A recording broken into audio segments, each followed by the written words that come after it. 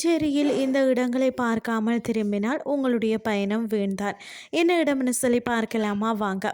புதுச்சேரின்னு சொன்னாலே சட்டென நினைவுக்கு வாரது பிரெஞ்சு கட்டிடக்கலைகள், எழில் மிகுந்த கடற்கரைகள், பலரும் விரும்பக்கூடிய சிறந்த சுற்றுலா தலங்கள் தான். புதுச்சேரியில் ஒரு நாள் அல்லது 2 நாள் சுற்றுலாவாக தேர்ந்தெடுத்து சுற்றி பார்க்கலாம். புதுச்சேரியில் எந்த சாலையில் பயணம் செய்தாலும் பார்த்தீங்கன்னா கடற்கரையில் போய் முடிவது இங்குள்ள சிறப்புன்னு தான் சொல்லணும். அதே மாதிரி ஃபர்ஸ்ட் நாம பார்க்க போறது பாரடைஸ் பீச்னு சொல்லக்கூடியது புதுச்சேரியில பார்க்க வேண்டிய அழகிய கடற்கரைகள்ல ஒன்றுதான். சுண்ணாம்பு ஆற்றில படகு பயணம் செய்வது ரம்மியமான தீவு போல காட்சி அளிக்கும். இந்த இடம் பார்க்கும் போதே வெளிநாட்டில் இருப்பது போன்ற உணர்வை உங்களுக்கு கொடுக்கும். மணல் வெளி நிரம்பிய கடற்கரை பகுதியில் சிறந்த புகைப்படங்களை எடுக்கலாம். சாகச பிரியர்களுக்கான நீர் விளையாட்டுகளும் இங்கு இருக்கிறது. அடுத்தது பார்த்தீங்கன்னா பாரதியார் இல்லம். புதுச்சேரியில் பாரதியார் இல்லத்தை பார்க்க தினமும் ஏராளமான சுற்றுலா பயணிகள் வாரார்களாம். அவர் வசித்து வீட்டு அருங்காட்சியகமாகவும் நூலகமாகவும் பராமரிக்கப்பட்டு வருகிறது. பாரதியார் அங்கு தங்கியிருந்த போது எழுதிய கவிதைகள், ஆவணங்கள், பாரதியின் அபூர்வ புகைப்படங்கள், பாரதி தன் மனைவியுடன் இருக்கும் புகைப்படம், கையெழுத்து பிரதிகள் உட்பட 3000 நூல்கள், இதர 17,000 நூல்கள் வைக்கப்பட்டிருக்கிறதா. அடுத்தது பார்த்தீங்க அப்படின்னு சொன்ன அருங்காட்சியகம். பாண்டிச்சேரி அருங்காட்சியகத்தில் பல வரலாற்று சின்னங்கள் இருக்கிறதால வரலாற்று பொக்கிசமாக இது விளங்குகிறது. இங்க பல்லவ சிற்பங்கள், ரோமானிய நாணயங்கள், மண்பாண்டங்கள், தொல்பொருள் கண்டுபிடிப்புகள் இருக்கிறது. சோழர் மற்றும் பல்லவர் காலத்தின் அரிய வெண்கல சிற்பங்களை காட்சிப்படுத்தப்பட்டிருக்கிறது. அடுத்தது பார்த்தீங்க அப்படின்னு சொன்னால் பிரெஞ்சு காலனி.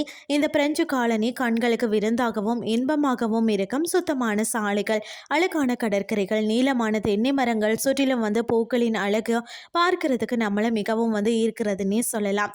பாறை கடற்கரையில் அமர்ந்து அலைகளின் சத்தத்தை ரசிக்கலாம். புகைப்படம் எடுக்க ஒரு சிறந்த இடமாக இது இருக்கிறதா. அடுத்தது தாவரவியல் பூங்கா. காலனித்துவ காலத்தில் கட்டப்பட்ட இந்த தாவரவியல் பூங்கா பிரெஞ்சு கட்டிடக்கலையை கொண்டு தென்னிந்திய பாணியில் ஆன ஒரு சுற்றுப்புறங்களில் இருந்து தனித்து நிற்கிறதா. பறந்து விரிந்த 22 ஏக்கர் பரப்புள்ள இந்த பூங்காவில் அழிந்து வரக்கூடிய மற்றது அயல் நாட்டு தாவரங்கள் உட்பட 1500க்கும் மேற்பட்ட தாவர இனங்கள் இருக்கிறதா. இந்தியாவிலேயே சிறந்த பூங்காக்கள்ல ஒன்றாக இது திகழ்கிறது. இந்த பூங்காக்கள்ல பொம்மை ரயில் சவாரிகள், வார இறுதி நாட்களில் மட்டும் காணக்கூடிய இசை மற்றது நடன நீரூற்றுக்கள், மீன் காட்சியகம், சுத்திகரிக்கப்பட்ட மரங்கள், அழகான பூப்படுக்கைகள் பார்க்கறதுக்கு மிகவும் அழகாக காட்சி அளிக்கிறது. அடுத்தது பார்த்தீங்கன்னா ஆரோவில். புதுச்சேரியில் அமைதியான காட்சிகளை ஒன்றாக கருதப்படுவது ஆரோவில். இங்கு அனைத்து தரப்பு மக்களும் அமைதியாகவும் முற்போக்கான நல்லிணக்கத்துடனும் வாழக்கூடிய ஒரு எதிர்கால நகரமாக 1968 இது கட்டப்பட்டது. இது தியானத்திற்காக கட்டப்பட்ட ஒரு பன்னிரு கோண பளிங்கு குவிமாடம் ஆகவும் இருக்கிறது. இதன் மையத்தில் உள்ள மொழியில கண்ணாடி கோலம் சூரிய ஒளியின் கதிர உள்ளே வர அனுமதிக்கிறது. இந்த சூரிய ஒளி அமைதியின் மத்தியில் இருக்கும் போதும் நம் கவனத்தை மேம்படுத்தும் என்றும் இங்கு வந்தவர்களால் சொல்லப்படுகிறது. குறைவான செலவில் சுற்றுலா சென்று குடும்பத்துடன் பார்த்து மகளெல்லாம்னு சொல்லி கூறிக்கொண்டு இன்றைய கிறிஸ்டியன் நிறைவு செய்து கொள்கிறேன். இதே மாதிரி மற்றும் ஒரு கிறிஸ்டியன் வாயிலாக உங்களை சந்திக்கிறேன். நன்றி.